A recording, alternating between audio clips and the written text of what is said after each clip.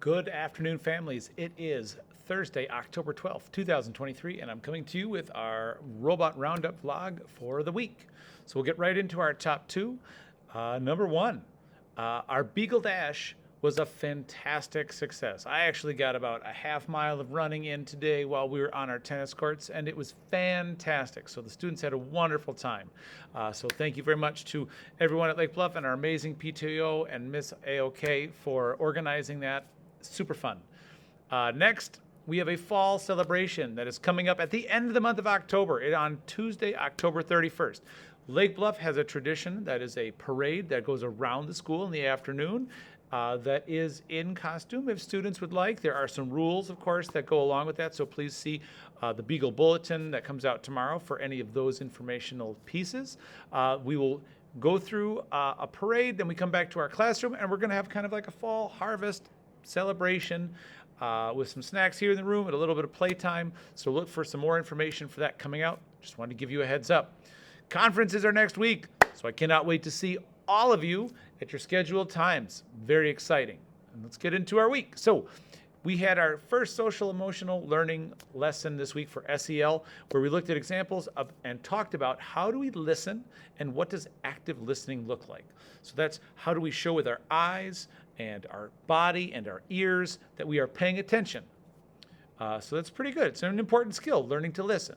In phonics, we were working on our uppercase letters of T, P, N, and A, and writing those letters uppercase. We continued connecting our letters with sounds using pictures, and our example would be the sound P is the first letter sound that you hear in the word puppy. In math, we have continued to use objects to count things and then write a matching number.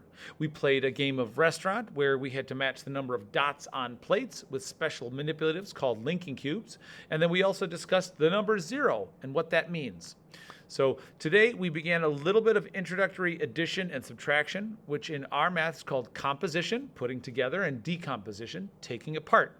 We represented numbers as smaller parts. So for example, 5 is the same number as 2 and 3. So 2 and 3, whoop, can become 5.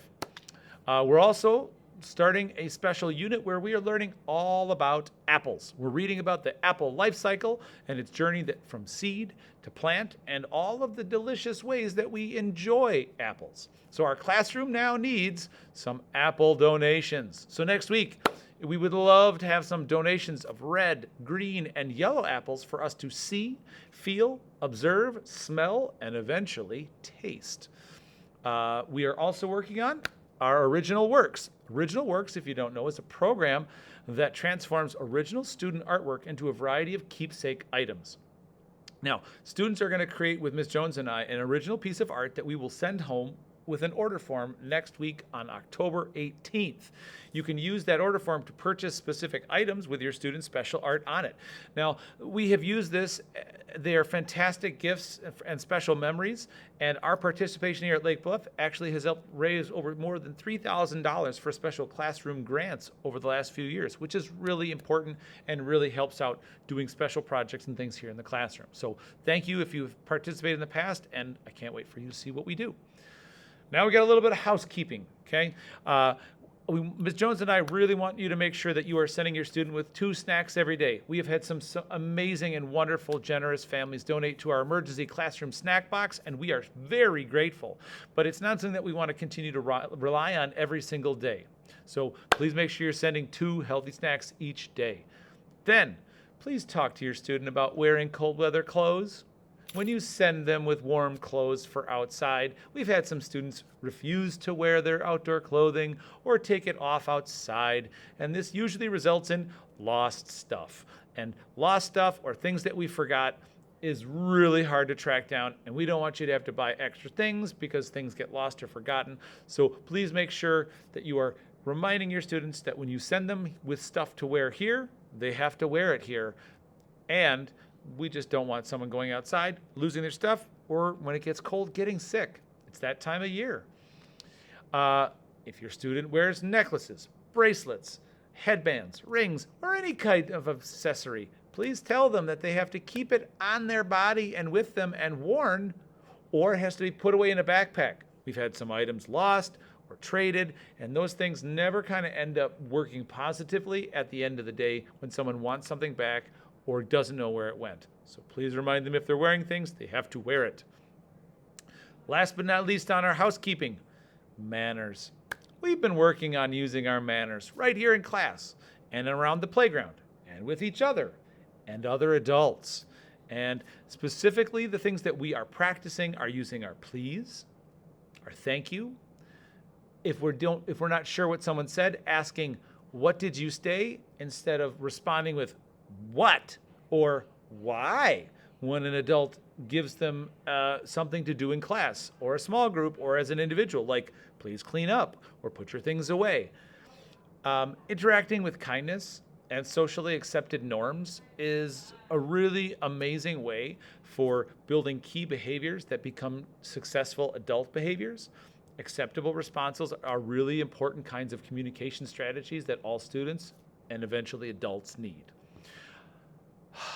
Last but not least, we've been reading our chapter book, Toy Dance Party. Lumpy and Stingray were actually fighting when they were playing pretend. Stingray saw a movie and wanted to go tell everyone what character they were going to play as they were playing pretend. But then she also wanted to tell them how to play. And Lumpy didn't like this, so he ended up tearing a hole in Stingray's flipper with one of his horns.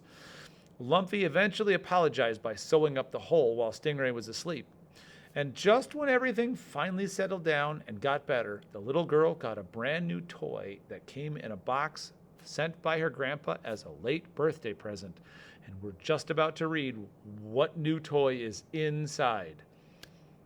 Well, I hope you had a good week. It's been getting cooler. Please make sure you're sending appropriate clothes, hats, scarves as the wind comes up and it gets chilly outside.